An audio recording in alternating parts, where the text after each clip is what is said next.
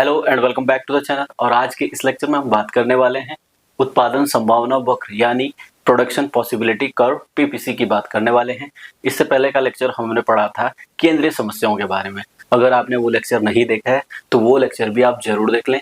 आज हम पढ़ रहे हैं उत्पादन संभावना वक्र। उत्पादन संभावना वक्र क्या होता है इसको हम डिस्कस करेंगे। देखो, इससे पहले हमने समस्याओं के बारे में जाना, तो समस्याएं उत्पन्न होती हैं, ठीक। पर समस्याओं के बाद क्या था, हमारे पास चयन की समस्या, चयन आया था।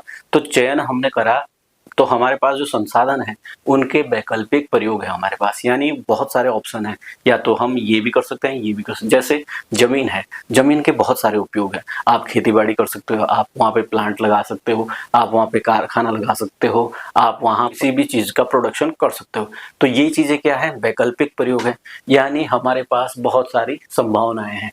और उन संभावनाओं को जब हम एक वक्र में देखते हैं यानी एक ग्राफ में देखते हैं तो हमें क्या मिलता है, संभावना वक्र। यानी उत्पादन की जितनी भी संभावनाएं हैं उसको हम एक वक्र में दिखाएंगे तो उसी को क्या कहेंगे, उत्पादन संभावना वक्र। हो गया। तो इसको हम एक डेफिनेशन दे सकते हैं, कैसे कि उत्पादन संभावना वक्र दो वस्तुओं के ऐसे संयोगों को बताएगा, ऐसे संभव संयोगों को बताएगा, प्रदर्शित करेगा जिन्हें अर्थव्यवस्था में उपलब्ध संसाधनों और तकनीक के द्वारा हासिल किया जा सकता है या उत्पादित किया जा सकता है। समझ आ रहा है? देखो, उत्पादन संभावना वक्र ऐसे दो वस्तुओं के ऐसे संयोगों को बताएगा या दिखाएगा जिन्हें अर्थव्यवस्था में जो उपलब्ध संसाधन है और तकनीकी ज्ञान है, जितना भी ज्ञान है उसके साथ उत्पादित किया जा सकता है। तो ये डेफिनेशन होगी आपकी उत्पादन संभावना वक्र की। अब उत्पादन संभावना वक्र की डेफिनेशन तो होगी। अब देखो, उत्पादन संभावना वक्र निकलेगा कैसे, इसके लिए चाहिए क्या, उत्पादन संभावना सारणी। क्या चाहिए, उत्पादन संभावना सारणी। तो इसके लिए चाहिए उत्पादन संभावना सारणी।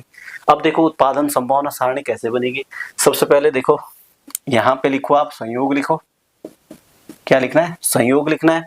और यहाँ पर लिखो वस्तु, जो एक वस्तु है, माना हमने मान लिया एक वस्तु x और दूसरी वस्तु हमने मान ली वस्तु y। ये दो प्रकार की वस्तुएं मान ली। अब देखो सारणी कैसे बनानी है, देखो इसको यहां पे क्या करना है, संयोग में लिखो आप A B C D E और F तक। संयोग में आप लिखो F तक, ये हो गया। अब देखो वस्तु X में आप क्या करो 0 1 2 3 4 5, ठीक, इतना करना है। अब क्या करो, इसको कर दो बंद। अब हमारा ये सारणी इतना ही बनना है। अब देखो वस्तु x तो निकल गया, अब वस्तु y कैसे निकालेंगे, क्योंकि याद तो करेगा नहीं कोई नहीं सारणी ना। तो वस्तु y देखो, इसको टोटल करो, 5 और 4 9 और 3 12 और 2 14 और 1 15। तो 15 लिख दो सीधे, 15 हो गया। 15 से 1 गया 14, 14 से 2 गए 12, 12 से 3 गए 9, 9 से 4 गए 5 और 5 से 5 गया 0। तो इस तरह से हमारे पास सारणी प्राप्त होती है, यानी उत्पादन संभावना वक्र की सारणी आपको मिल गई। जब हमारे पास सारणी मिल जाती है तो हम ग्राफ भी बना लेंगे। अब देखो, इस सारणी को हम एक वक्र में प्रदर्शित करेंगे, ठीक, एक ग्राफ में प्रदर्शित करेंगे। तो पहले ग्राफ बना लो, ये x एक्सिस हो गया और ये हो गया आपका y एक्सिस, ठीक। ये ओरिजिन हो गया, यानी मूल बिंदु आपका ये हो गया। अब देखो यहां पर लिखो x वस्तु, यहां पर क्या आएगी x वस्तु और यहां पर आएगी आपकी y वस्तु। हो गया, यहां पर आएगी आपकी y वस्तु। देखो 5 तक कर दो इसको, 1 2 3 4 और आपका हो गया 5। इसको भी कर दो, इसका क्या आ जाएगा, 3 से स्टार्ट कर दो इसको, 3 6 9 12 और आपका हो गया 15। ये हो गया, ये चीजें ऐसे होगी। अब देखो इन संयोगों को इसमें प्रदर्शित कर दो और सिंपल सा आपको ग्राफ मिल जाएगा। देखो वस्तु x पे चलना है 0, वस्तु x पे 0 चलना है तो y पे कितना चलेंगे 15। तो पहला बिंदु आपको यहाँ पर मिल गया 15। x वस्तु पे जाना है 0 और y वस्तु पे जाना है आपको 15। और वैसे लास्ट संयोग देखो आपका कितना है, x वस्तु पे जाना है 5 और y वस्तु पे जाना है 0, यानी यहाँ पर। अब देखो इन दोनों ही वक्रों को जब हम मिलाते हैं तो हमारे सामने दो वक्र बनते हैं ऐसे। जो वक्र बनता है वो ऐसे बनेगा आपके सामने। यहाँ पे वक्र अगर ग्राफ में बनाओगे तो आपको ऐसे वक्र बनेगा। यहाँ पर ये संभावनाएं आ जाएंगी, ठीक, ये संभावनाएं यहाँ पर आ जाएंगी इसी के अंदर। तो इस तरह से आपका ये उत्पादन संभावना वक्र बनता है। आप इसको बना सकते हैं, ठीक। अब इसको हमने बना दिया, अब क्या करना है, इसकी विशेषताएं देखो आप। इसकी विशेषताएं क्या क्या है। पहली क्या विशेषताएं हैं, ये वक्र है आपका, ये बाईं साइड होगी, ये दाईं साइड होगी, बाईं साइड दाईं साइड, है ना। तो देखो बाएं से दाएं नीचे की ओर गिरता है। पहला बिंदु आप लिख सकते हो कि जो पहला बिंदु क्या है, बाएं से दाएं नीचे की ओर, क्या है, बाएं से दाएं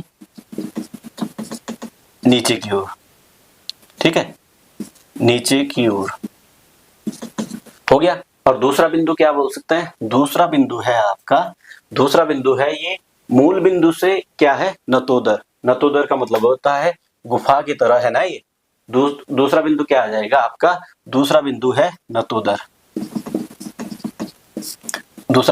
नतोदर, यानी मूल बिंदु से क्या है, ये कॉनकेव है। तो दूसरा बिंदु आपका आ गया, दूसरी विशेषता आपकी आ गई ये कि जो उत्पादन संभावना वक्र मूल बिंदु की ओर नतोदर होता है। तो ये दो विशेषताएं आपकी हो गई। दो विशेषताएं अगर आपकी हो गई तो देखो कुछ मान्यताएं भी हैं इसकी। मान्यताएं क्या हैं, मान्यताएं हैं जो तकनीक है। पहली मान्यता ये है कि तकनीक स्थिर होनी चाहिए, ठीक। और जो संसाधन है उनका पूर्ण रूप से, जितनी उनमें क्षमता है, यानी आप किसी खेत में उत्पादन कर रहे हो तो जितना ज्यादा उसमें उत्पादन हो सकता है उतनी पूर्ण क्षमता के साथ होना चाहिए। तो ये इसकी मान्यताएं आपकी हो गई। दो प्रकार की मान्यताएं होगी। अब हम इसमें देखते हैं कि ये दो चीजें जब हो जाती हैं तो इसमें क्या है कि उत्पादन संभावना वक्र में घुमाव भी आता है, रोटेशन आता है। वो किस प्रकार से आता है उसको देखते हैं। तो सबसे पहले हम इसके ढाल की बात कर लेते हैं कि उत्पादन संभावना वक्र का ढाल क्या होता है। ढाल की अगर हम बात करें तो ढाल आएगा आपका, क्या आएगा, ढाल आपका आएगा y वस्तु द्वारा छोड़ी गई मात्रा, y वस्तु द्वारा छोड़ी मात्रा और x वस्तु द्वारा प्राप्त मात्रा, ठीक। देखो इसने एक छोड़ी ना, देखो 15 से 14 आ गया ये, और x वस्तु पे कितना आया, 1। तो इसका ढाल जो बताता है, क्या बताता है कि y ने जो जितनी मात्रा छोड़ी है तो वो किसके लिए छोड़ी है, x वस्तु द्वारा प्राप्त मात्रा का, उस हिसाब से ढाल बताता है। जो मैंने आपको अभी ग्राफ दिखाया, जो ये ढाल है ये इसको दिखाता है। जितनी मात्रा ये छोड़ता जाएगा, y छोड़ता जाएगा, उतना x की तरफ आएगा ना। मतलब जैसे माना आपका खेत है 5 मीटर, अगर 3 मीटर में आपने कुछ उत्पादन किया है और 2 मीटर में अभी कुछ उत्पादन किया है, फिर अगर पहले वाले उत्पादन को आप 2.5 मीटर पे लाते हो तो इधर वाला 2.5 मीटर हो जाएगा ना, क्योंकि अभी 2 मीटर पे होता तो वो 2.5 मीटर में हो जाएगा। तो इस तरह से ये ढाल को बताता है, ठीक। ये हो गया आपका। अब क्या है कि जो इसकी मान्यताएं हैं, जो मैंने अभी आपको बताई मान्यताएं, अगर उन मान्यताओं में बदलाव आता है तो उस वजह से क्या है, खिसकाव यानी घुमाव आता है, रोटेशन आता है या शिफ्टिंग आती है, ठीक।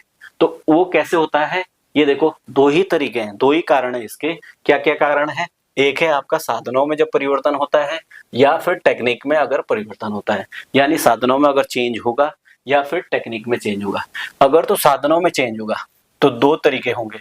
साधन, या तो देखो अगर कम साधन लगेंगे तो क्या होगा, जैसे माना आपका पहले ये वक्र था, ये y एक्सिस हो गया, ये x एक्सिस, जैसे माना ये था आपका वक्र, ठीक।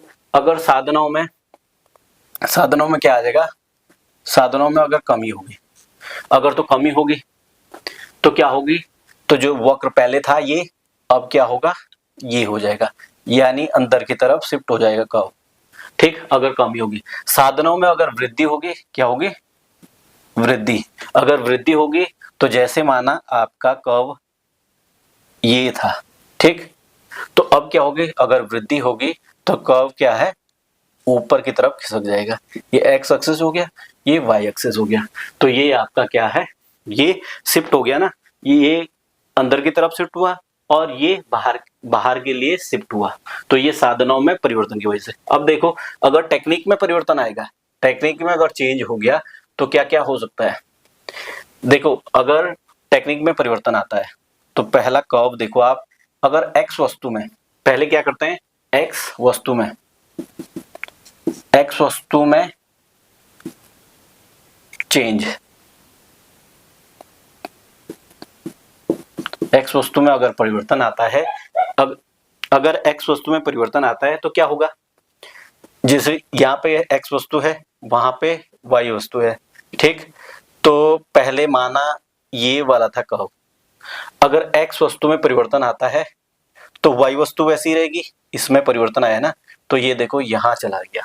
वैसे ही वाई वस्तु, दूसरा क्या है, वाई वस्तु, अगर वाई वस्तु में परिवर्तन आता है तो क्या है, जैसे माना ये वाला था कर्व, पहले ये एक्स वस्तु है, ये वाई वस्तु है, ये एक्स एक्सिस वाई एक्सिस, ठीक, अगर वाई वस्तु में चेंज आएगा, ठीक, चेंज, तो चेंज क्या है, एक्स वस्तु का कर्व वैसे रहेगा और वाई में चेंज आ जाएगा, तो ये हो गया आपका इस तरह से।